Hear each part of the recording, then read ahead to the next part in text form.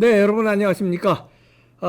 열심히 또 싸워주는 변호사죠. 구주화 변호사 연결합니다. 안녕하세요. 안녕하십니까? 지난번에 왜 구주화 변호사가 예, USB 정보 공개 청구하고 예, 예. 그랬는데 이거 예. 재판 지금 어떻게 돼가고 있습니까?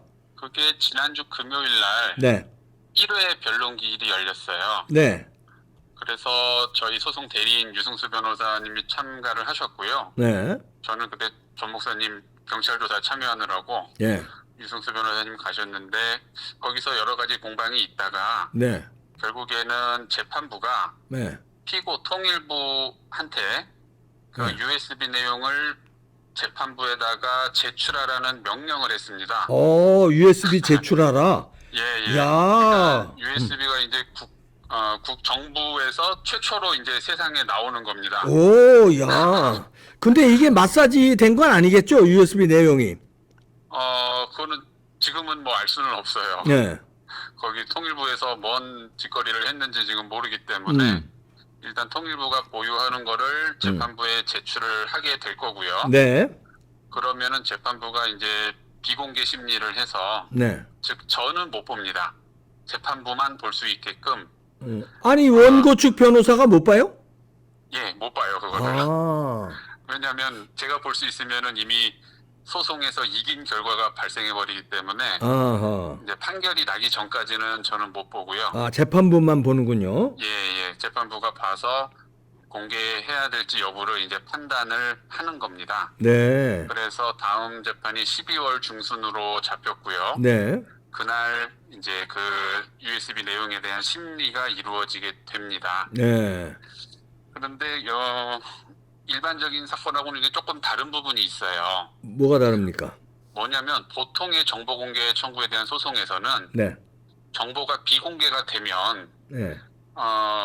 어디로도 유출이 안 된 상태 아니겠습니까? 그렇겠죠. 예. 근데 이 사건은 특이하게 이미 정보가 다 적국에게 넘어간 상태라는 거예요. 아, 북한에 줬으니까. 그렇죠. 그래서 거기에 설령 국익 침해라든가 국가 기밀이 들어있다 하더라도 네. 이미 그게 적국에게 다 넘어간 상태이기 때문에 현재로서는 더 이상 국가 기밀로서의 아무런 의미가 없는 거죠. 그러네. 그거는 적국에 넘어가기 전까지가 국가 기밀인 거지. 예. 이미 넘어간 이후에는 국가 기밀로 볼 수가 없죠. 그래서 그게 설령 국가 기밀이 들어있다 해도 현재로서는 오히려 이것을 국민들에게 다 공개를 해서 네. 이런 내용들이 적국에게 넘어갔다라는 걸 국민이 알고 그 현실을 인식해서 관련자들에 대한 법적 책임을 묻는 것이 오히려 국익에 도움이 되죠, 이제는. 예. 예, 그래서 그런 주장들도 제가 다 했습니다. 예. 예, 예, 그래서, 그런 부분을 고려한다면 설령 국익 침해에 대한 내용이 있다 하더라도 재판부가 원고 승소 판결을 할 수 있는 그런 법리적인 주장을 제가 한 거고요. 예. 그리고 저는 참 이해가 안 되는 게 네. 거기에 들어있다라는 것이 한반도 신경제구상이잖아요. 예. 근데 경제구상을 왜 통일부가 제작하냐는 거죠. 통일부가 뭐 경제에 대해서 뭘 한다고요? 북한을 이제 위에서 그렇게 해준다는 거겠죠, 통일부가. 그렇죠. 거기에 뭐 경제 전문가가 있는 것도 아니고. 그리고 경제에 대한 구상이 어떻게 국가 기밀이 될 수 있죠? 우리가 예전에 우리 경제 개발할 때 예. 그거를 다 우리가 비밀스럽게 했습니까? 아니죠. 오히려 경제 개발한다는 경제 개발 계획 이런 계획들은 오히려 홍보를 하고 국민들에게 널리 알려져 가지고 그런 동참을 유도하고 국가가 이런 좋은 일을 한다는 거를 다 국민들에게 공개하고 공개적으로 하는 거지. 네. 어떻게 경제에 대한 경제 개발을 비밀스럽게 한단 말입니까? 이게 뭐, 말이 안 되는 거죠. 그러니까 비밀스럽게 할 일이 있겠죠. 북한의 경제를 도와주는데 대한민국의 자본이 들어가고 그렇죠. 대한민국의 기술이 들어가고 그렇죠. 실제로는 그거죠. 그거니까 이제 공개를 못 하는 거죠. 예. 그렇죠. 실질적으로는 그런 거이고, 예, 그러면은 뭐 형사 처벌이 돼야 되는 상황인데 중앙지검은 뭐 아직까지도 그냥 깜깜무소식 수사를 아직까지 안 하고 있어요. 깝깝한 이게 뭐 판결이 나면 그때 수사를 하려나 모르겠습니다. 그러면 이제 재판부가 이제 USB 내용을 제출하라 이렇게 명령을 내렸으면 제출할 수밖에 없는데 그럼 그렇죠. 통일부에서 가지고 있던 USB를 공개를 재판부에 줬으면 그 내용을 보고 이제 판사가 중요할 텐데 좌파 그렇죠. 판사예요, 우파 판사예요? 지금 행정법원은 분위기는 안 좋아요. 다 저쪽입니다. 아이고야, 이거 네, 큰일 났구나. 행정법원은 김명수가 완전히 이제 거의 다 꽂아놨거든요. 네. 예전에 8.15, 2020년 8.15 때 그 집회에 인용했다고 박형순 판사에 대해서 막 비판하면서 네. 그때 이후로 판사를 싹 바꿨어요. 예. 김명수가. 그래서 행정법원 분위기는 안 좋은데 뭐 그렇다 하더라도 이거를 패소 판결하는 건 역시 그거는 오히려 재판부가 국가기밀이 있다는 거 인정하는 꼴이 돼버리거든요. 예, 그렇죠. 예. 제가 전에 말씀드렸듯이. 예. 그래서 이거 패소 판결 시키는 것도 사실은 재판부로서는 부담이에요. 국가기밀을 인정해 버리는 거니까. 그렇죠. 이건 사실상 문재인한테 간첩 판결을 하는 거거든요. 그러면. 그래서 오히려 좌파 판사라면은 원고 승소 판결을 내려야 되는 겁니다. 이거는. 오. 예. 그 웃기는 결과죠. 어떻게 코너에 몰린 거네 이제. 그렇죠. 재판부는. 재판부는 진짜 이러지도 저러지도 못하고 좀 만약에 이제 저쪽 판사라면은 예. 그렇게 될 수 있겠죠. 좌파 판사하면은 코너에 몰린 거가 되네요. 예, 굉장히 그럼- 몰리고 승소하든 패소하든 뭔가 새로운 어떤 근거 법리를 막 개발을 할 것 같아요. 네. 그럼 여기에 대해서 이제 재판부에는 제출을 어떻든 해야 되니까 재판부에 제출하면은 그 제출한 USB가 재판부에 계속 보관이 되나요? 아니면 슬쩍 한 번만 보고 다시 돌려주나요? 뭐 돌려주는 건 아닌데 네. 어쨌든 제가 못 보는 거니까 그거는 어쨌든 재판부만 보고 재판부가 가지고 있으면은 예를 들어서 대법원장이 바뀌거나 아니면 여기 담당 판사가 바뀌면 재판부에만 남아 있다면 그게 중요한 그렇죠. 자료가 될 건데 그렇죠. 다시 돌려주진 않겠죠? 어떻게 보십니까? 근데 그건 돌려주든 안 돌려주든 네. 어쨌든 그거는 누가 다른 사람들이 볼 수 있는 내용이 아니에요. 다른 사람들이 이거 볼 수가 참. 없습니다. 그럼 재판부 네. 판사 몇 명이 보는 겁니까?